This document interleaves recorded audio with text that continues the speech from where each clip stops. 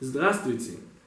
И вызвал к Моше, и говорил ему Всевышний из шатра собрания, сказав: этот вызов Раши объясняет так.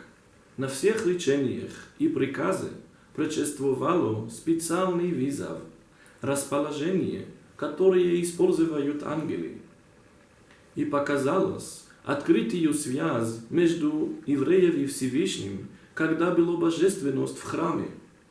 И даже в изгнании любовь Всевышнему к евреям не уменьшится. Но все равно мы хотим это увидеть и чувствовать.